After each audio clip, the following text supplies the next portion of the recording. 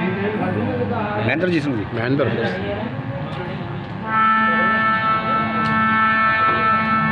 देखिए, आज का जो यहाँ ज्ञान यज्ञ और मनुष्य साथ साथ कल सुबह के लिए अग्निहोत्र यज्ञ भी होगा। ये सब यज्ञों का ही प्रोग्राम है, क्योंकि हमारे यहाँ पर यज्ञ का विधान है। मनुष्यों को जो भोजन कराते हैं उसको मनुष्य कहते हैं। ऋषियों को जो भोजन कराया जाता है उसको ऋषि कहा गया है। उसके साथ साथ अगर कोई यहाँ अतिथि आकर के भोजन कर लेता है तो अतिथि यज्ञ भी हो जाता है। और ये जो सत्संग हम सभी सुन रहे हैं इसको ज्ञान यज्ञ भी कहा गया है, और जिसमें हमारी श्वासों की आहुतियां लगती हैं उसको ब्रह्म यज्ञ कहा गया है। जो हम उस परमात्मा का नाम का जो स्मरण कर रहे हैं हर श्वास के द्वारा, तो वो श्वास हमारी किसके लिए अर्पण हो रही है?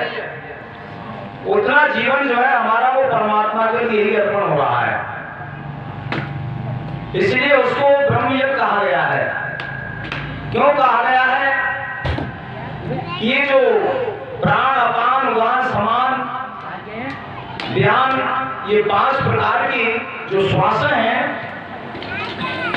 इनको ब्रह्म पुरुष कहा जाता है। ये 5 ब्रह्म पुरुष हैं, क्योंकि हमारा जो मनुष्य का शरीर है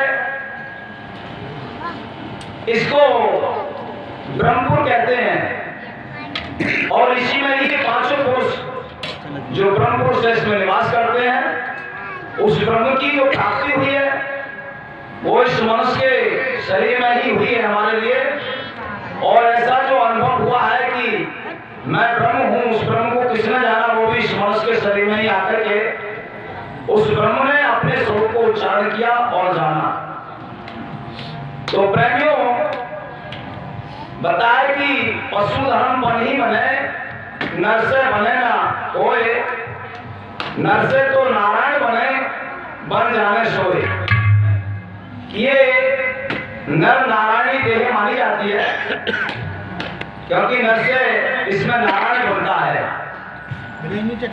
कब बनता है? जब जीव और ब्रह्म का योग हो जाता है। जीव उस ब्रह्म का ध्यान करते करते वो स्वयं ब्रह्म ही हो जाता है।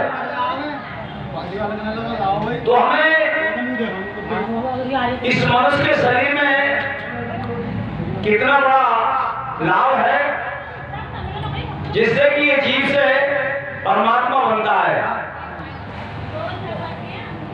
क्योंकि ये मोक्ष का और भोग का दोनों का साधन है।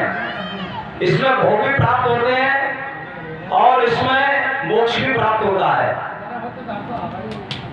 पर हम ये समझ रहे हैं कि भोग का समय कितना है मनुष्य का और योग का समय कितना है। हमारे महापुरुषों ने इस मनुष्य के शरीर के 4 भाग किए हैं। पहला भाग इसका ब्रह्मचर्य आश्रम में आता